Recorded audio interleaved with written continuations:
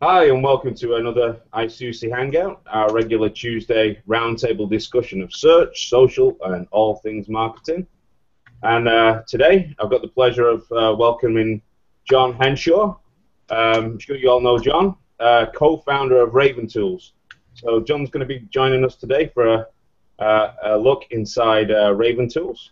And we have our usual panel as well. We've got Ammon Jones, web marketing consultant, and ISOOSI's consultant of search engine marketing.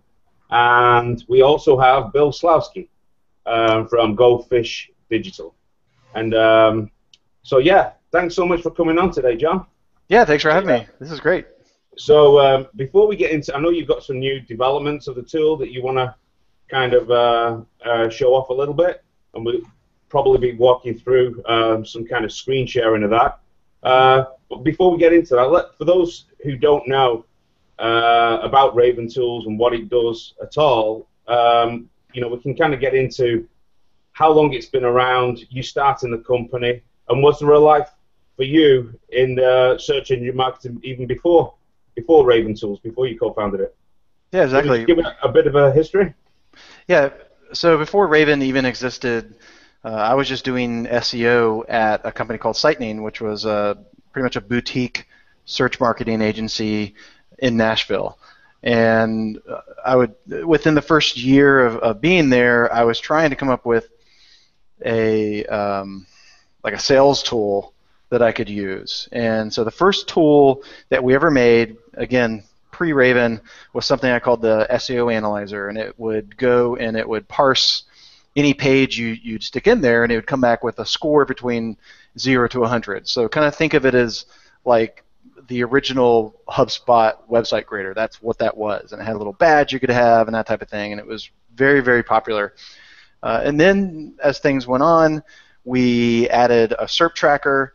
So we had one of the first automated web-based SERP trackers around, and we were giving all this stuff away for free because it was kick butt link bait. I mean, we were doing really, really well for a little agency in the SERPs, and so the problem is that it was doing so well and was so popular that it got very, very expensive. And we were running everything on AWS, and so as a small agency, it reaches, you kind of reach a point where you're like, this is costing more than we can actually bring in business-wise. I mean, this is, Yeah. And it was also back in a time when you had SEO tools, but it was like SEO chat and things like that, and everybody in the SEO world just didn't pay for tools. You don't pay for tools, and including myself, and so we were stuck in this weird place of we can't go on like this because it's not affordable. It doesn't make any sense business wise, and then how can we convince other SEOs like ourselves to pay money for something, and so that's where Raven came from, and what we did was we actually just looked at our own problems at the time, and we had two really big issues. And the first one was with link building. There was no easy way to get everybody on the same page, and so we wanted to centralize all of our outreach. And then the other one, which was an even bigger issue, was with reporting. And the problem with that was it took forever that last week of the month to gather all the data from our stats, from our link building data, from all the different spreadsheets, from all the different people doing different things on the team. It would take not hours but days to put it together and analyze it and then be able to make it presentable to our clients. And so that's when we decided we're going to make a reporting tool, to boot, with the link building. And so that for the most part was the beginning of Raven. It was called Raven SEO Tools back then, and we still even kind of use that domain after you sign up. If you don't do a custom domain, we still kind of haven't switched over from that. And we found out it was something people were willing to pay for because it was also an incredible pain point for everybody else doing SEO, was the ability to centralize everything and the ability to press a couple buttons and have that report done and ready for your client. And so the funny thing is that we have changed a lot over the past 7 or 8 years as far as Raven goes, the product. But at its core, it's still the main reason people use us, even though we have social tools and a bunch of other tools, is for the reporting. And so that's what we've done essentially. Even most recently, is we've gone back to our roots and we've kind of said, can we do this better? Can we do this better than anybody else on the market? And so that's what we've been focused on for the past several months, is building this new reporting engine, which I'm going to show off today. So yeah, that's cool. I love that. You looked kind of within and looked at your own pain points.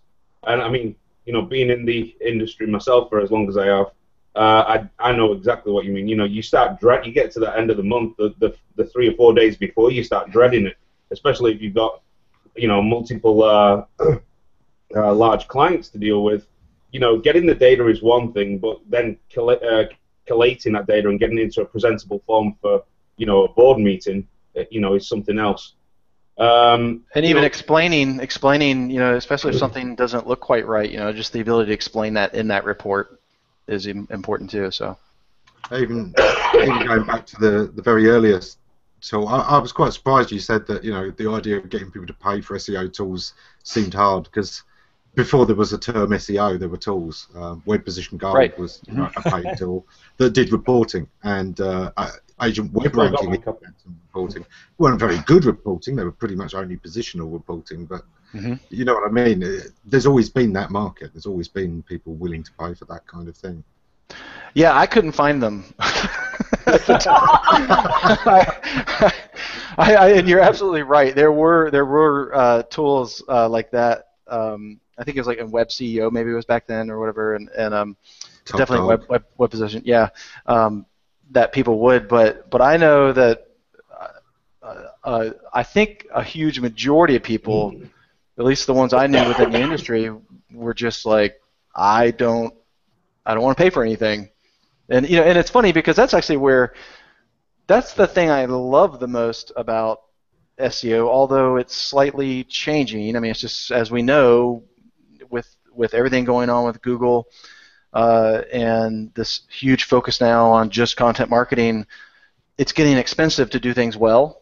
But the thing I really loved, particularly back then, was just, I don't want to spend money on ads. I love the idea of free, even though it costs me time and money technically to get positioned well and have visibility organically. That's still the allure of SEO to me, is that I can pull this off and pull off this visibility without paying any money. So it's always been a weird relationship. Yeah, I totally agree with that. So before you even started the tools in the agency, you were doing SEO for clients, agency work. So and then so when Raven was then kind of born, it's like you're saying about the people not wanting to buy the tools. I guess there's different markets. There's the SEO that's just starting out, that's kind of trying to bootstrap and kind of got 5 or 6 clients and getting there, who tries to do everything on a zero budget, and he's willing to kind of go the extra mile to get free data, if you will, sometimes, right, or just deal with the free tools that are out there. But then you've got the kind of small agencies, the 4 to 10 kind of employee agencies that can afford to kind of try different tools. And I think there was probably, I mean, I know I was buying everything left, right, and center during those years. I wanted to see what different tools did. And we've had a conversation recently, privately, about enterprise level tools. So it kind of seems that you found pretty early on your market there in terms of small agency people who were managing maybe 10 to 15 clients or so. Yeah, we actually tried to do the full spectrum at first, and it's because you don't really know to some extent what the market is, out there. So it's still emerging and changing, and so we used to have a lower monthly fee, but in order to do that, we had to cripple some of the pieces because it's expensive to provide what we provide. But we also tried to go down the enterprise route too, and that was difficult for us because when you're dealing with enterprise, you have, if you're going to do it right, you're going to need to have a dedicated account person that helps them. When you're dealing with enterprise, you end up dealing with what is now, I guess, Adobe, with Omniture. Yeah. And we tried years ago to try to get Omniture to work, but their API was so slow.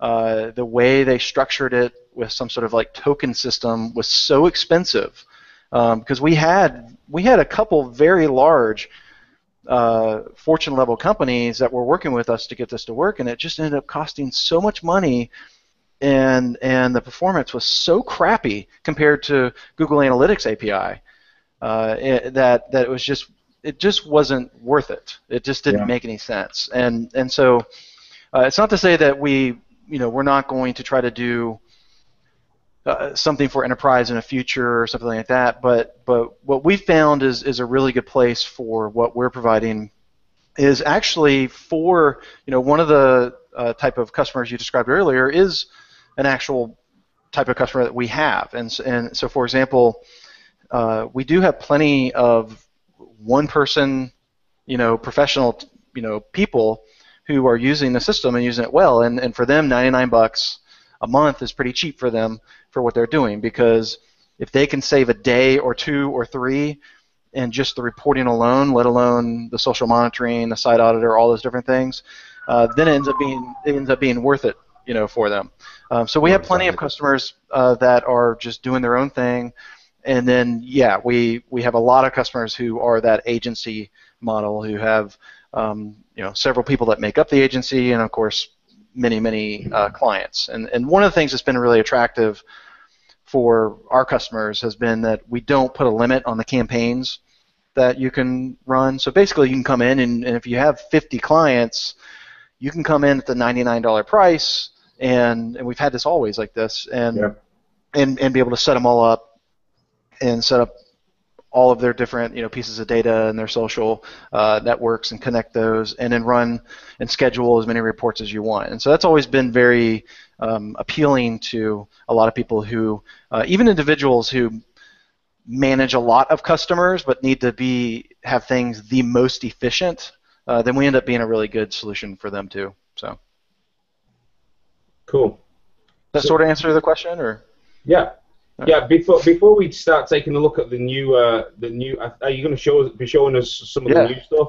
Absolutely. Some of our members of the research engine, I probably don't really know what the current system does either. So I mean, is it going to change a lot? Is it just the reporting side of it? I mean, are we still going to have like the Site Auditor, Backlink Explorer, and all those, the social monitoring tools and all the different components in there? Yeah, so none of the existing tools are going away, and if you're a current Raven customer, then you know that any tool that you use inside of Raven can create a report, like a one-off report. You could be in a tool, and there's an option to create a report, and so those type of things aren't going away.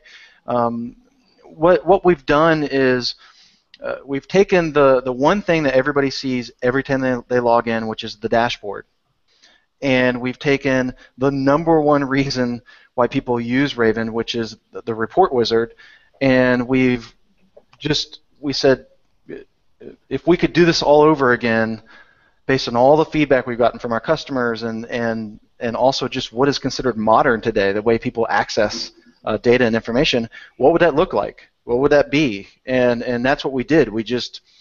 We completely rewrote the entire reporting system. It's all new code. We're not reusing anything.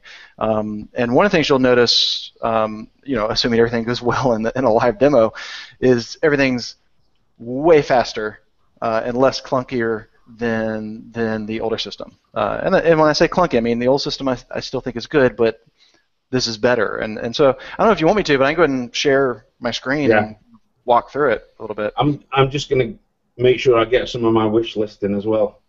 Okay. Right. As we go through, it's like, can you change that? And can you...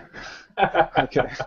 So what we're looking at right now is the current dashboard. It's not the new dashboard. And I kind of want to give you a feel for what's there now and what we're making that's going to end up replacing this. And the one thing I will throw out for current customers that are out there so they don't freak out is that we're not getting rid of the current reporting system for several months from now. And the reason why is because people need time to transition.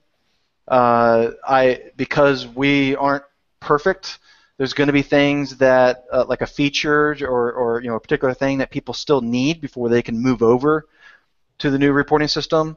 And so because of that, we are going to, in an appropriate way, take our time for our customers' sake and make sure that it does all the things they need it to do.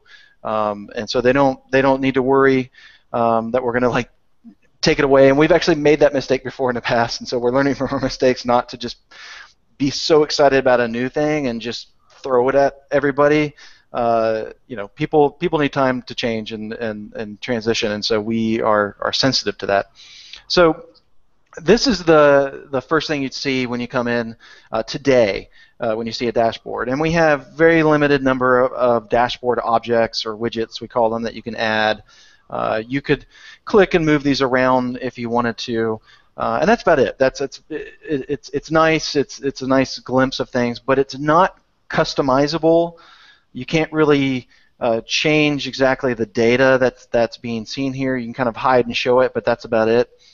And then, real quick, I'm just going to kind of go over to the current report system, so you can also get an idea of what do we have now and what it is we're about to introduce. And so, if I go into the current report wizard, and you'll see there's new report and also new schedule report. Those things are separate in the current one. That's no longer the case. You create a report, and if you want to schedule it, then you just change the settings. So we took out a lot of things that were just sort of, why is it this choice over here and that choice over there, and why is everything separated? And we've really tried to condense it into one simple, intuitive tool.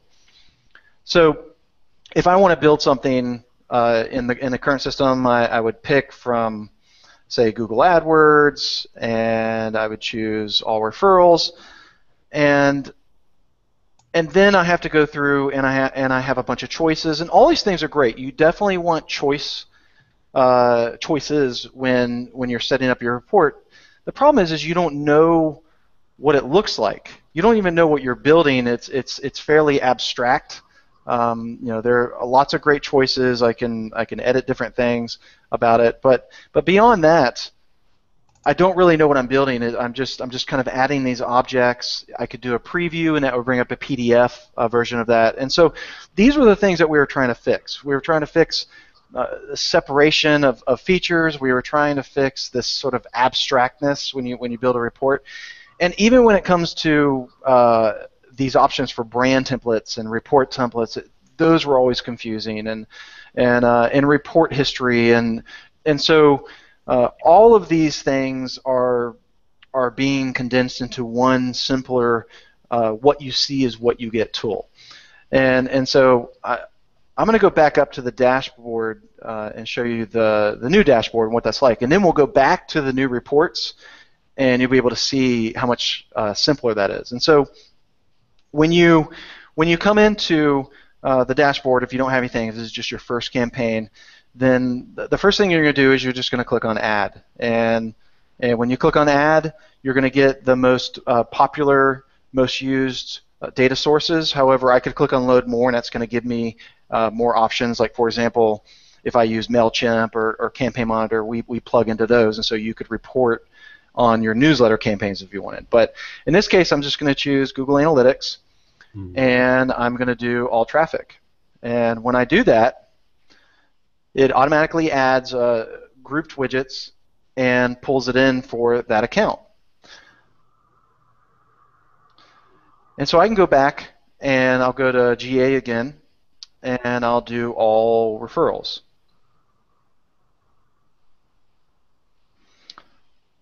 And just for the sake of it, I'll add something from Facebook.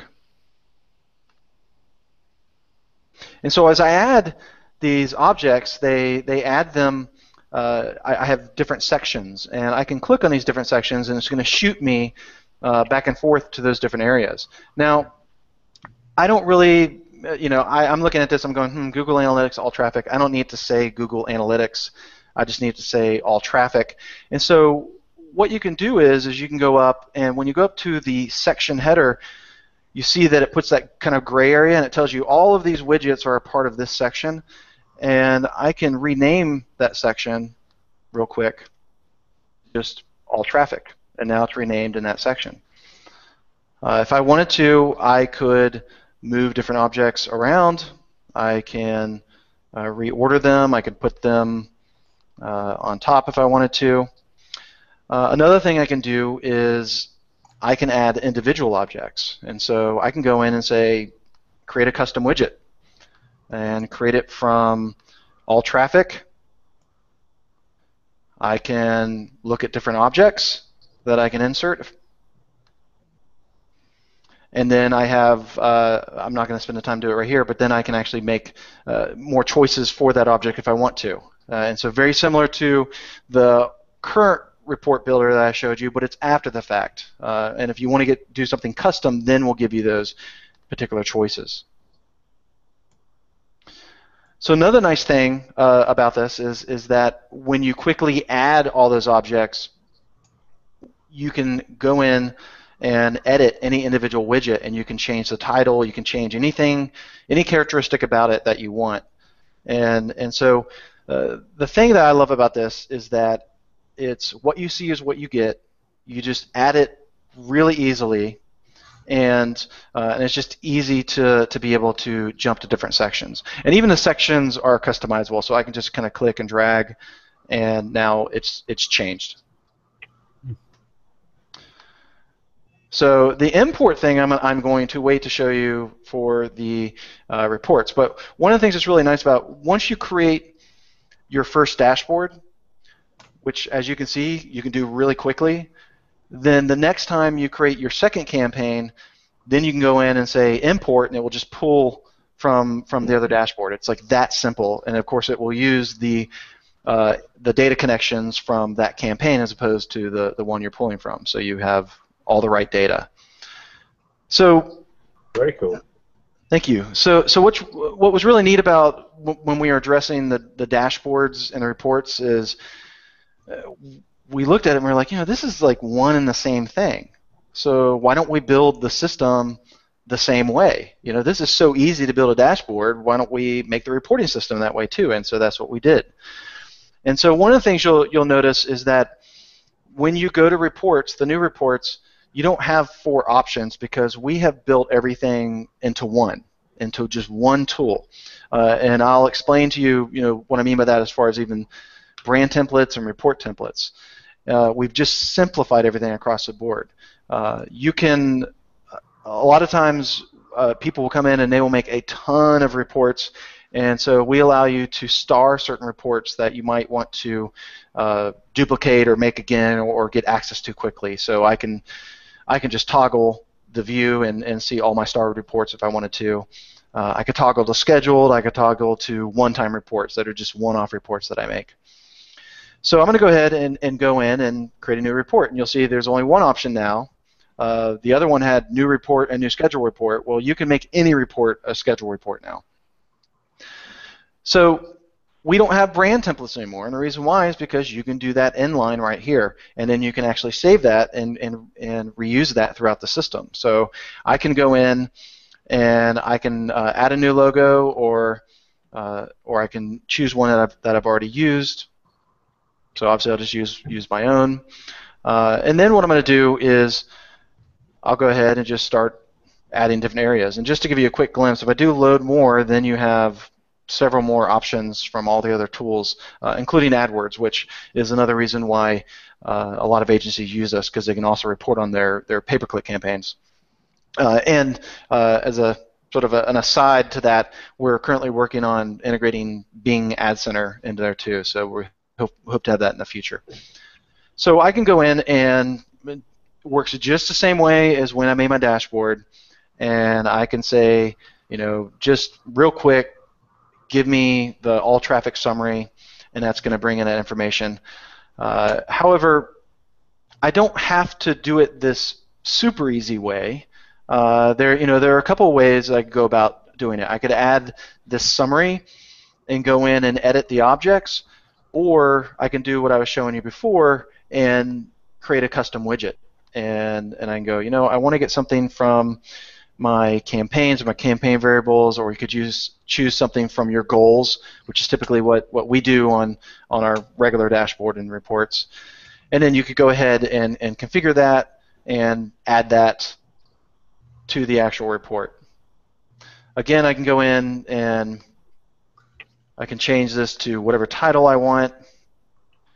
Similar to the other, the older reporting system, I can go in and I can add a text summary. So, greatest report results ever.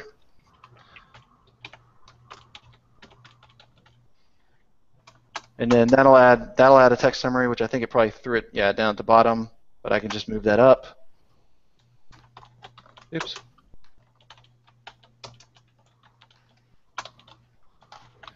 So I could explain as much as I wanted here to my client.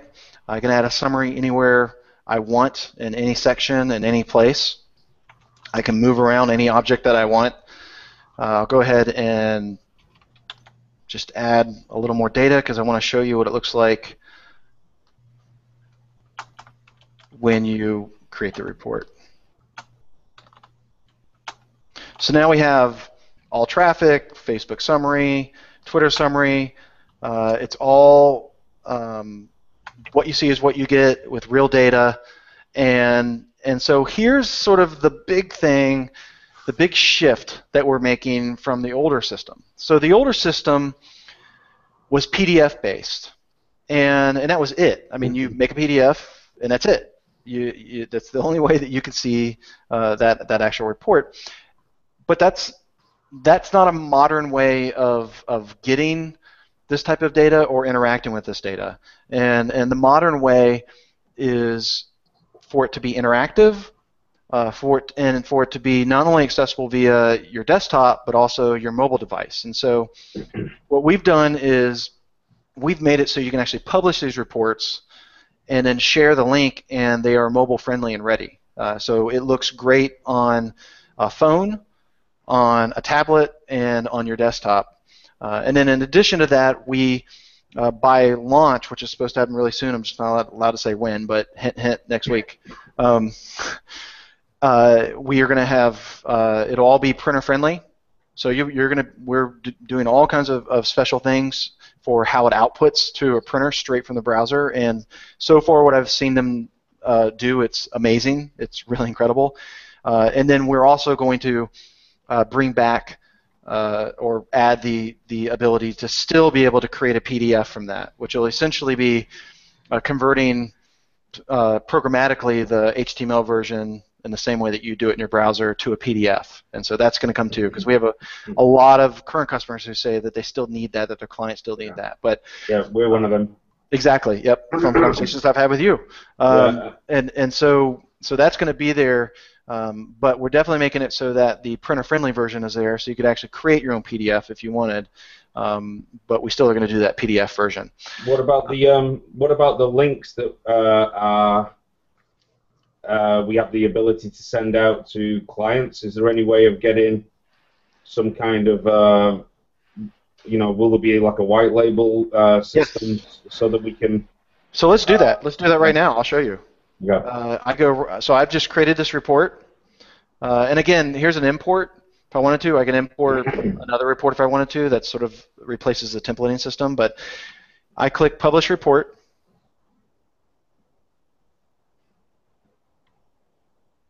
and it's going to give me a link here. And when I first do it, it's probably going to say waiting because it's actually generating this.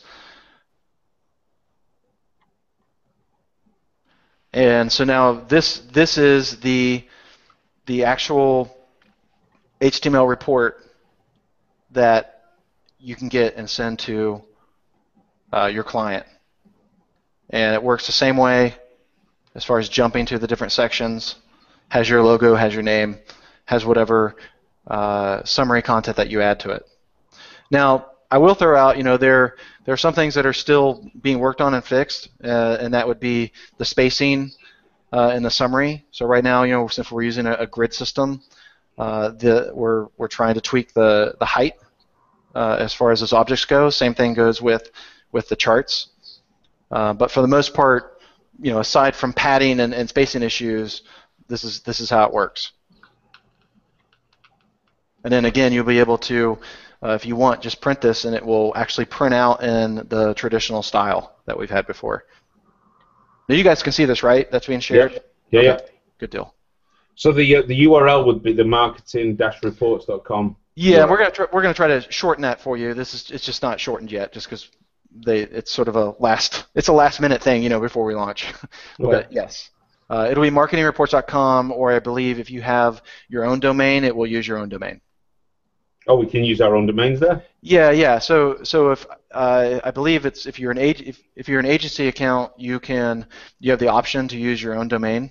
So most people do that. It's usually like reports.domain.com, and that's the domain they use for Raven in general, because that's the other thing is, if you have an agency account, you get unlimited users, including read-only users. So a lot of people will use their own custom domain, add their own, replace the Raven logo with their own, and will have their clients log in. And it's funny that you brought up the enterprise things earlier, because we actually have enterprise level access rights built in, because we did that because we were going after enterprise for a while, and so that is all part of the system. You can turn off and on access to any of the tools in our software, and you can specify whether they have read and write access. So if they can see it, can they make any changes, or can they only see things? And so we have many customers that allow their clients to log in, but they make it so they can only access certain things and can only do certain things. Okay. What does the agency account run at? So is the $50 a month extra? Is that for the use of your own domain? Yes. And it's because I believe it's part of it is to cover the certificate cost for the custom domain, and also we have to create a new server instance on AWS, and so you kind of get your own system that you're on. Cool. I'll have to look into that. Yeah. So that is actually quite popular. That's a lot of people use that. So now I'm back looking at you. Do you want me to keep sharing my screen, or you just want to chat, or? Yeah, loving what I've seen so far. Do you got any comments, Amon, Bill? Before I'm gonna got some other comments about social monitor and things, but anything you want to add in? No. I think it's pretty clear what this is doing. It's come up to what we're expecting to see these days, because there's some things out there now, and it did have to come up because the old ones won't do. One thing that the people compliment Nodex on all of the time is how good its dashboard is. Yeah, and I think that's true, and that's even part of what pushed us is at the time when we made that reporting system. I mean, nobody had anything like that. I mean, nobody did, and then we tweaked it over the years and made it a little better and that type of thing. But eventually, as far as technology and competition and other people getting in, they've made things that are way more modern and WYSIWYG and that type of thing. And so we knew it was time, if not past time, and we wanted to make sure that we could build a system that you're looking at just the beginnings of something that's actually quite powerful. It's just it'd be hard to explain all the things that's actually gone into this in the background. You're just looking at the beginning of what we can do.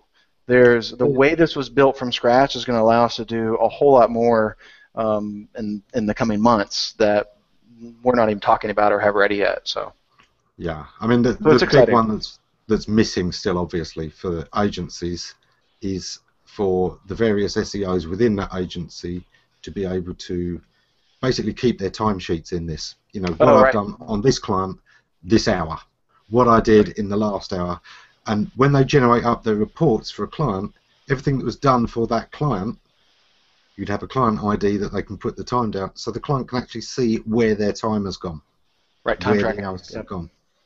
Yeah, in the report, because Mm-hmm. it's great to see where the rankings are and Great. what the traffic is, but how much of that is down to the SEO? What's the SEO done this month? That's what I'm paying the SEO company for. So. Right. The only thing we have that's close to that until we have that type of integration is file attachments. And so this is another thing that we're introducing with the reporting system is at first you're going to need to just link to it, just give us a link to the actual file. However, what we're going to be doing soon after that is connecting to Dropbox and Google Drive, and so you'll be able to actually browse those files and then do a symbolic link, and then those can be included in your report.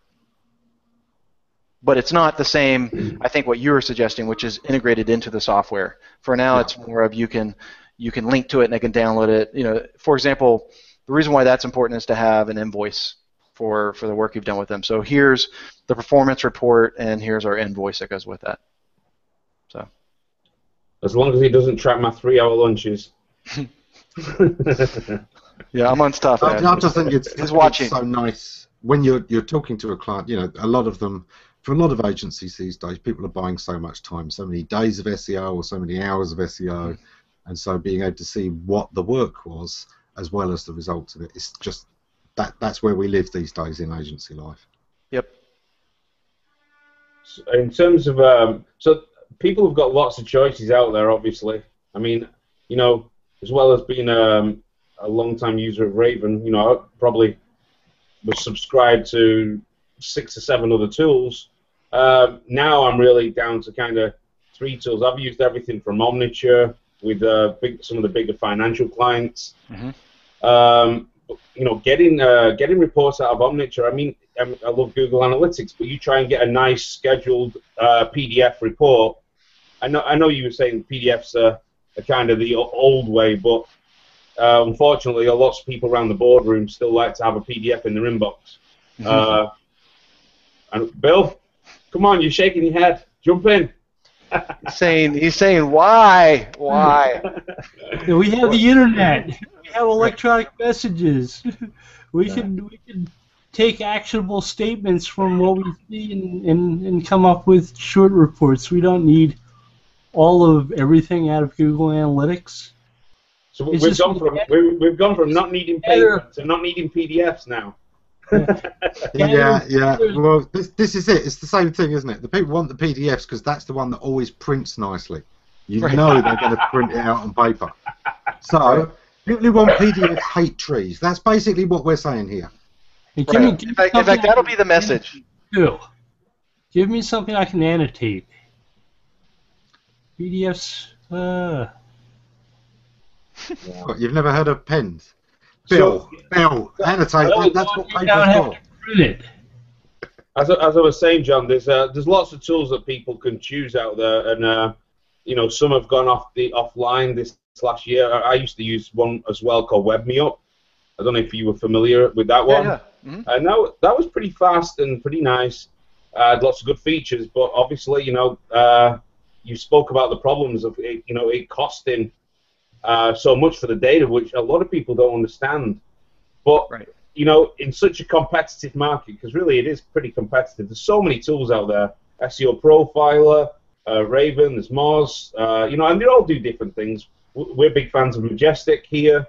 I know Amon is, and they've got their own kind of niche. But in terms of yours, what would you say is the kind of is it the reporting? Like you've talked about, or is there something else that yours can give small businesses that the others are not really doing? It's not necessarily a single tool. It's more of an experience. And what I mean by that is what it is that we offer is efficiency. I mean, that's what we offer is efficiency. It's nice to have a particular tool that does a task, but when you can have a system that does things for you or helps you do them a little faster, then that's what becomes kind of priceless to somebody who's already overwhelmed with work and things that they're trying to get done. And so the reporting is probably the best example or the easiest example, because you can go in, create your report, schedule your report, and then be done.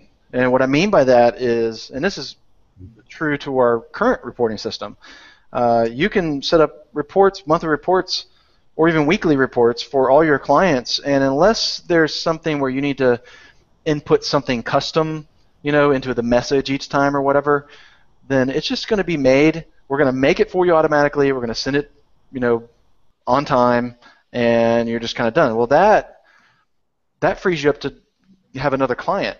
It frees you up to do more work or make more money. And so I can carry that over to other tools like the Site Auditor. The Site Auditor was intentionally made to be automated. It wasn't something where you go in and you click on it and you kind of go through the different things. It's something that there's a setting in there where you can just let it run once a week or once a month, and then as soon as it runs, you'll get an email that will give you the results, and you can click on that and go in and you can see the summary, and then you can dig into the different things that you need to deal with. And in fact, I mean, I do find tools like that helpful. Just, I'm kind of one of these folks that uses my own eyes first in some of those things. Like the Site Auditor, I mean, 90% of the Site Auditors out there, they'll still tell you if your meta description is 3 characters too long, and it's just one of my pet gripes. Is you get it goes red. You get a big red indicator if your meta description is 1 character too long, and Google's not going to pass it. I mean, it's like, come on. And same with page titles. That's so broken, because one of the tricks years ago, the good friend of Bill and I shared, Ron Cornell, he runs a poetry website, and he puts an entire poem sometimes in the meta description, because when somebody puts in a snippet of the poem, Google will then pull out the verse around that. But they could be pulling in a line from the start or from the end or from whatever. But Google will pick the 150 characters that most closely. You can have a 10,000 character description, and Google will pick the 150 characters that most closely resembles the query. Well, most people don't realize that, Amon, at all, that it's going through it all. I know, but the last thing I want, having learned that, is my tool telling me I'm wrong and red boxing everything because it doesn't know that. And that is why, if you look at the screen, why we created exclusions. And so the funny thing about making tools for, I would say, an industry that all has their own opinion about what is important and what is not, and you are an idiot, and this and that, is that it's really, really hard to make a tool for that crowd, and so we know that, and so, for example, one of the things that we do, a lot of people, including myself,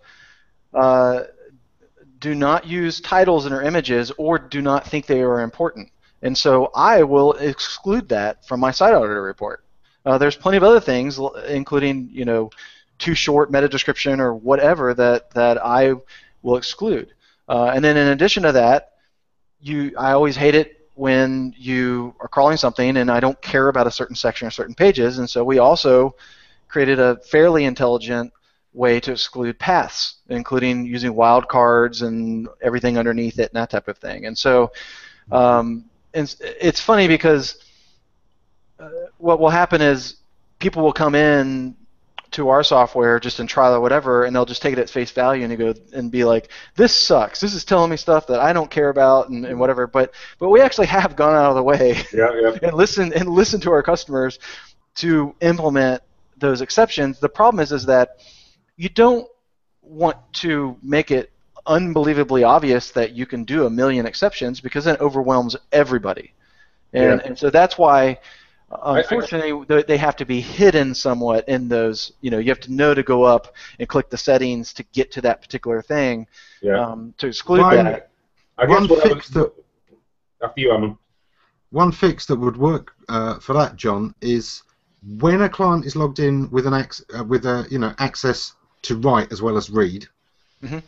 Think of putting a little question mark box next to anything that is marked as a warning thing. Oh yeah. When they click on that, it can tell them that they can exclude it. Right. But on the report to clients, that wouldn't be there, and that's just a really simple way of making it really obvious to people that's fixable. I totally agree. And Tooltip or title on the question mark image? I think he's talking about, if you have problems or errors, even just the ability to kind of see what's going on there or be able to change something about that particular object. Right, a little image that indicates that there's textual help available by hovering over or clicking on that image. Right. Right. And you'll notice one of the things is this is one of the only tools we have in there that's still in beta, and that's because we've gotten a huge amount of feedback, and this truly is just a kind of a version 1, and as soon as we are finished with the new reporting engine and really kind of get it where it needs to be, a lot of our efforts are going to go into doing the version 2 of the Site Auditor, and we have, like I said, amazing feedback, very similar to what Aman, that you were just talking about as far as making things more clear, being able to, if you fix something, being able to just rerun that particular page, all the way to being able to crawl more pages than you can do right now. And so those changes are coming. So this is a rich markup validation page. Oh, let me go back to that, the semantic. Oops. So, are you talking about the?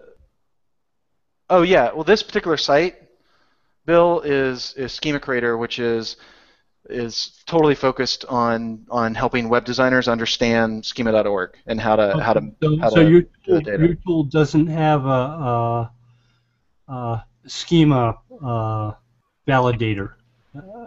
I was confused by the fact that the titles to the page look like they were. Yeah, unfortunately, that's the site page titles rather than tool titles. Yeah. It is. Yeah. There you go. There's still a request for the next version. It was the text being used for the link. So, right. If you were actually clicking with intent, you'd have more context of what you're looking at, as opposed to me just clicking on things quickly. But yeah. No, I just asked because you're talking about tools, and I just wrote something on my site last week saying that Google should update their SEO starter guide to include their schema tagger. Oh. And give more information on how that works, because they don't do that, or they don't do it well within Webmaster Tools.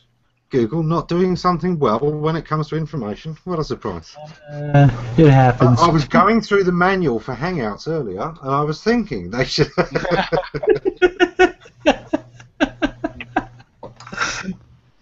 So if there was one area, do you get to see, from an administration perspective? I know that, when we had Rand on, or when I've spoken to him about the Moz Suite, sometimes he's been really fascinated about a particular tool, and then just the adoption of that particular area of the tool didn't, there wasn't a lot of user adoption, whether they didn't highlight it enough or what. Do you get to see statistics of what people are using?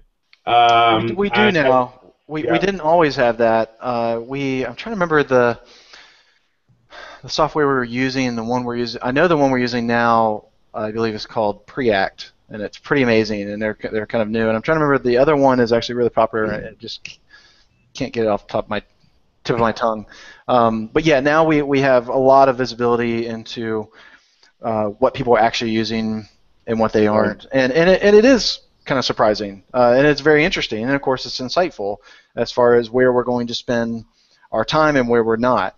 There's obviously some data we just kind of know based on, we don't need special third-party software to know what people are necessarily using, just based on, we can look at the database, type of thing. But as far as where they're going the most and what they're doing and that type of thing, Preact kind of helps us know what their interests are, and that's helping a lot. I would say the two tools that people use the most and love the most are the ones that I've focused on today, which is the Site Auditor and the reporting. Everything else gets used, but those are the two ones.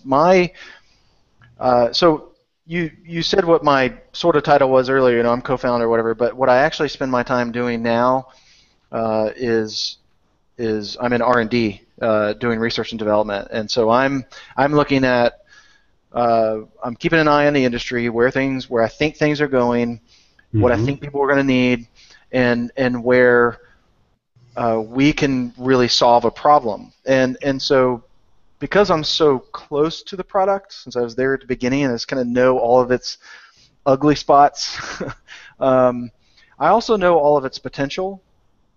And so that's generally where my mind is most of the time, is like, you know what, if we were to have a really frank conversation, yeah, that section in that tool is not the greatest. In fact, I wouldn't, if that was the only thing I needed to use, I'm not sure I would have an account, with Raven. But the underpinnings are really good because I know what went into making that. So I'll give an example, and this kind of answers your question too about, did you ever do something, get really excited about something, and then it wasn't really well adopted? An example of that would be our CRM. Well, a lot of people don't even know we have a CRM. It's navigationally, it's kind of hidden. When you get into it, it's not necessarily the best UX. However, there are a ton of awesome features that are in the CRM that if you could enhance the user experience and even rethink how people would interact with it, or maybe make that part of a different tool, would be amazing and would solve problems that I don't think are being solved very well in the market. And so that's where I'm spending a lot of my time. And so I know, Carlos, that you really like the social monitor a lot, which I really appreciate you liking that.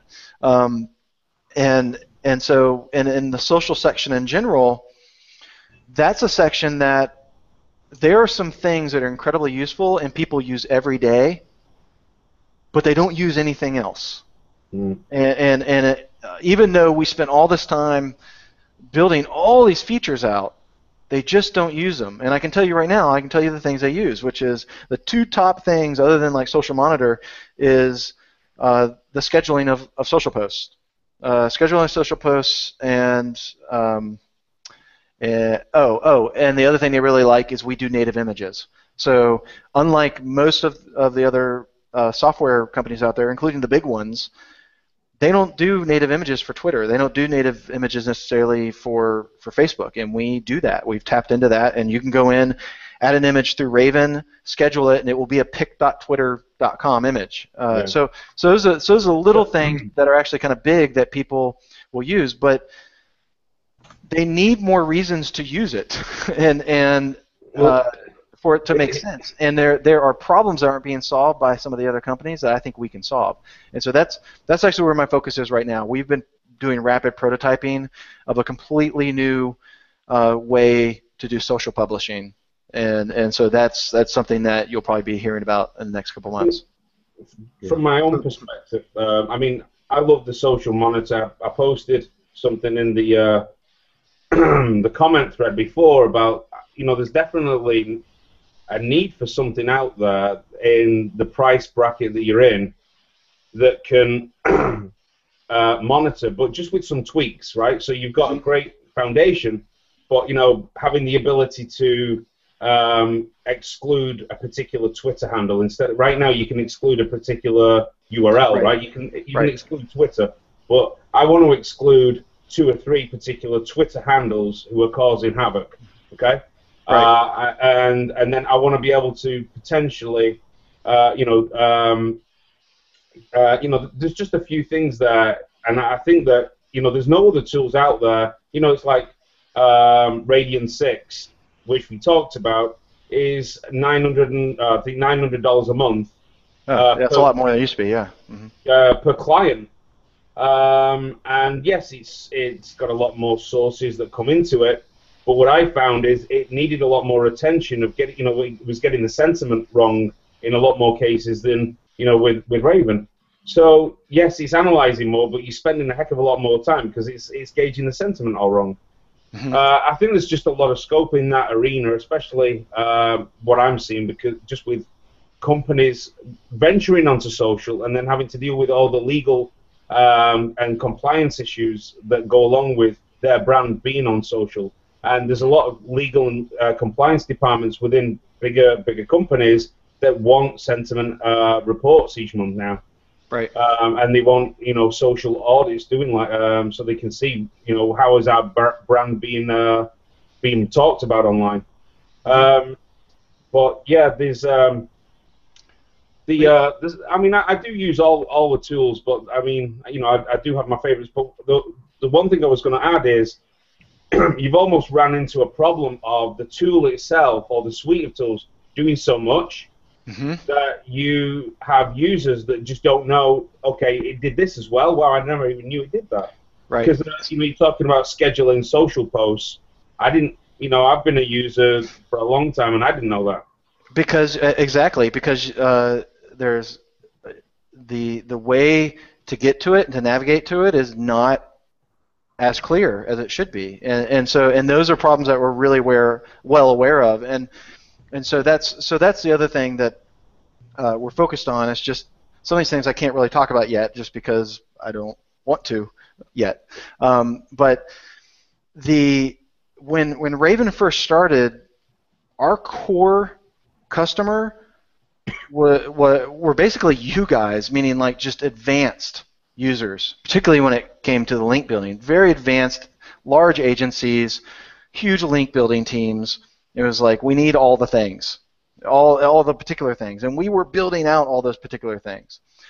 And then along the way, it became obvious to me that you were no longer going to have just an SEO agency. You were no longer going to have just social or this or whatever. That this was all combining, and that's when we turned into Raven Internet Marketing Tools and created what is now kind of like you said. It can you can be a user for a year and then find out, oh, you have these other tools too, and so that's also what I would consider a problem that we're trying to solve. I mean. Does it get to be annoying? Because you must be like most companies where every time you add a feature, it goes out in your newsletter to your existing customers. Yeah.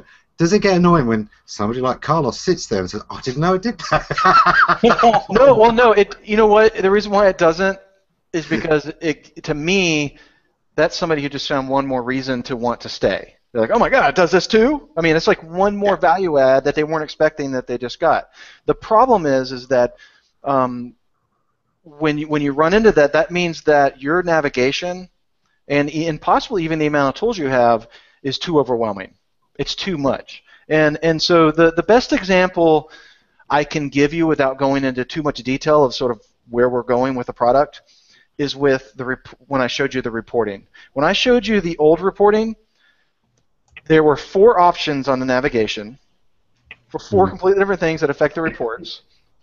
When you just go to create a report, you have to make a decision: am I creating a schedule report or a regular report? I mean, it was just it's endless, the amount of choices and things. And so what we did with the new one was we just turned it into one, and anything that was overly complicated, we tried to uncomplicate it. It just made it part of the system. Like, oh, you want to have a logo? Yeah. You don't need a brand template. Just add your logo. Yeah. And oh, you want to use that report you used the other day on this other campaign or something like that? You don't need to go out of your way and create a report template, which is now when I look back on it is insane. All you need to do is just use that report that you use. Just click import, select it, and you're done. It's right there in front of you, and then you can even schedule it. And so that's really what we're trying to do. It's a giant task to go back to a system that is what I would consider to be mature. When you're in an industry where you have people like WebMeUp just going out of business, or the ones that are still here are astronomical on cost, and we're one of the few people who still are affordable, and we work, and we're constantly adding new features. It's mature, but we can do it better. And so, for example, when you go, you should be able to, Carlos, you should be able to log into Raven and with like just a click or two be at the social post option. you should be able to do that. And as opposed to log into Raven, click on social, click on the thing you got to go to, find the button over here. That's what you have to do today. And while it works, that's not efficient. It's not as efficient as it needs to be. And there's too many choices that you have to wade through. And so that's what we're working on. We're working on making it so that you don't have to be an advanced user to do advanced things. You don't have to be somebody who's had to study the software in order to use the software. And it's a huge task, totally doable. It's just going to take a little bit of time. Yeah. With that, though, you are going to have to kind of have an extra tab that says what's new. Because the easier it is to get into doing the thing we always do, the less we're going to look through and go, oh, look, there's that. I always meant to check that out because we just won't see it. So. It'll be called the almond tab. You used to have a feature on your navigation where you can add favorites, didn't you? You could add like your. Did you do that, John? I don't think we did. However, that was maybe another tool. This is a little known thing. In the same way I told you about how the new reporting engine is more powerful than what I showed you as far as the things it's going to be able to do. When we launched the new design and built the side navigation, the main navigation, it technically is capable, once we do the programming for it, to customize. Right. It just isn't done yet. But it was designed in a way in the back end that once we build the UI for it and that type of thing, you're going to actually be able to control all those things. Cool. So you've got my wish list then, right? You've got the Twitter handle exclusion on the social monitor. Yes. I want the sound every time I press print. I want the sound of a falling tree. With you there or with you not there? Switch to PDF. You hear a chainsaw start up. Right. It is funny though. You know, there was a I can't remember. It was like several years ago, but we have this one person who, for her privacy, I won't say her name and stuff, but just because we could, she had mentioned that she wanted to have a certain song play when she logged in, and we put that in for her account. And then we finally took it away because it bugged the crap out of her. But when she would log in, it'd be like, no, whatever. So I don't know. We're trying to get back to those earlier days where it's a little more, even more fun. Well, our users are definitely getting value out of this chat today. Before today, they didn't know that PDF stands for Please Destroy Forests. You know what I mean? Yes. Bill hates PDFs. We know this for a fact. So, that's funny. So I managed to survive another week. I'm sorry I've been ill, everyone. But thanks so much, John, for popping by the ISOOSI chat. And hopefully we'll have you back again soon once it's launched and going well. Thanks, Amon, as always. Bill, thanks so much. And we'll see everybody again next Tuesday, 3 p.m. Eastern, for another ISOOSI chat. Thanks, everybody. No, thank you.